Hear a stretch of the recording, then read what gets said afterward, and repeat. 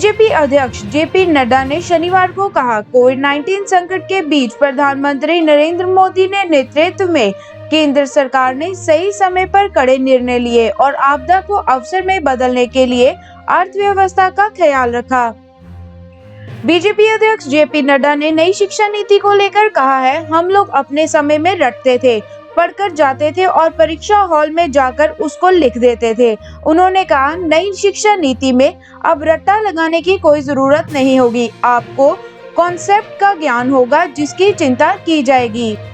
कांग्रेस नेता राहुल गांधी ने #RRB exam dates के साथ ट्वीट किया है, वो डिसलाइक व कमेंट बंद कर सकते हैं लेकिन आपकी आवाज नहीं, हम आपकी बात दुनिया के सामने रखते रहेंगे। दरअसल प्रधानमंत्री नरेंद्र मोदी के मन की बात कार्यक्रम के YouTube वीडियो पर पीएमओ ने कमेंट बंद कर दिए थे। वीडियो को लाइक से अधिक डिसलाइक मिले थे।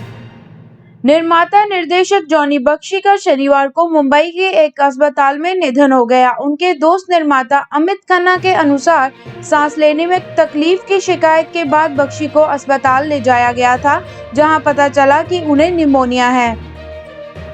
केंद्रीय स्वास्थ्य मंत्रालय ने नई गाइडलाइंस के तहत कोरोना जांच के लिए डॉक्टर की मंजूरी की बाध्यता को समाप्त कर दिया है। मंत्रालय द्वारा जारी प्रेस के मुताबिक दिशा निर्देश में नया खंड टेस्टिंग ऑन डिमांड जोड़ा गया है, जो चिकित्सक द्वारा लिखित पर्ची की अनिवार्यता को खत्म करेगा। हालांकि राज्य अपने अनुसार इस फैसले पर स्वतंत्र ले सकता है।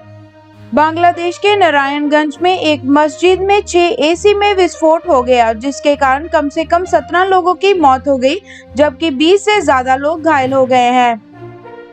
रेलवे बोर्ड के चेयरमैन विनोद कुमार यादव ने कहा है कि भारतीय रेलवे 12 सितंबर से 40 जोड़ी विशेष ट्रेनों का परिचालन शुरू करने जा रही है। उन्होंने बताया कि इन ट्रेनों के लिए रिजर्वेशन 10 सितंबर से आरंभ होगा। उन्होंने आगे बताया कि नई विशेष ट्रेनें पहले से परिचालित 230 विशेष ट्रेनों के अलावा होगी। गुजरात के मुख्यमंत्री विजय रूपाणी ने शनिवार को कहा है कि गुजरात का लक्ष्य राष्ट्रीय शिक्षा नीति 2020 लागू करने वाला पहले राज्य बनना है और जल्द ही इसका खाका तैयार करने के लिए कार्यबल का गठन किया जाएगा।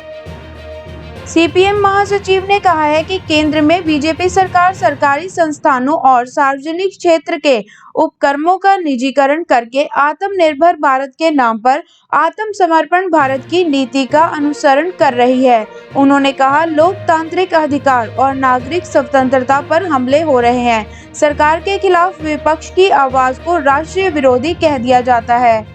इंग्लैंड के खिलाफ पहले T20 में 46 रन बनाने वाले सीमित ओवरों के ऑस्ट्रेलियाई कप्तान एरन फिंच क्रिकेट के सबसे छोटे प्रारूप में 2000 रन बनाने वाले दूसरे सबसे तेज बल्लेबाज बन गए हैं। फिंच ने 62वीं पारी में यह उपलब्धि हासिल की और इस मामले में केवल विराट कोहली उनसे आगे हैं। रेलवे मंत्री पीयूष गोयल ने ट्वीट किया है कि रेलवे में विभिन्न पदों के लिए 3 श्रेणियों के लिए भर्ती प्रक्रिया के आवेदन की जांच पूरी की जा रही है और रेलवे 15 सितंबर 2020 से 1,40,640 पदों पर भर्ती के लिए कंप्यूटर आधारित टेस्ट शुरू करेगा। केंद्रीय स्वास्थ्य मंत्रालय के मुताबिक पिछले 24 घंटे में कोरोना से हुई मौतों का 35% हिस्सा केवल महाराष्ट्र में था। मंत्रालय के मुताबिक 24 घंटे में देश भर में कोरोना से हुई कुल मौतों का 52% हिस्सा महाराष्ट्र, आंध्र प्रदेश व कर्नाटक से रहा। केंद्रों ने 3 राज्यों को कोरोना संक्रमण की चेन तोड़ने के लिए कड़े कदम उठाने को कहा है। बिहार बीजेपी प्रमुख संजय राउत ने कहा है कि बिहार में सीट बंटवारे पर बीजेपी पार्लियामेंट्री बोर्ड फैसला लेगा। उन्होंने कहा, एनडीए के सभी दल एकजुट होकर चुनाव लड़ेंगे और 3/4 बहुमत से विजयी होंगे।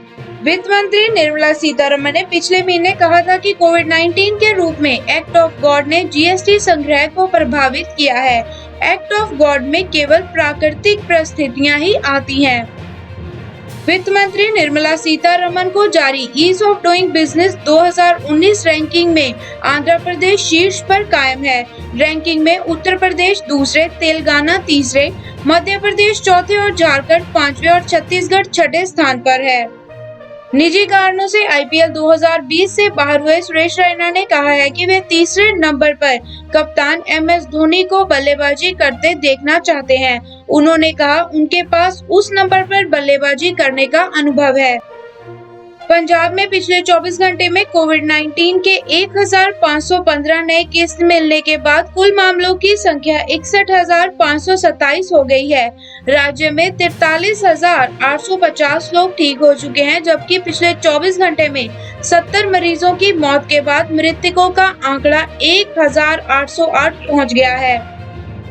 भारत में कोरोना वायरस के मामलों में 90,632 की दैनिक बढ़ोतरी के साथ कुल मामलों की संख्या 41,13,811 हो गई है। इसके साथ ही कोविड-19 के 90,000 से अधिक केस दर्ज करने वाला भारत पहला देश बन गया है। देश में कोविड-19 से मरने वालों की संख्या 70,626 हो गई है, जबकि 31,80,865 लोग ठीक हो चुके हैं और 8,62,320 केस अभी भी एक्टिव हैं।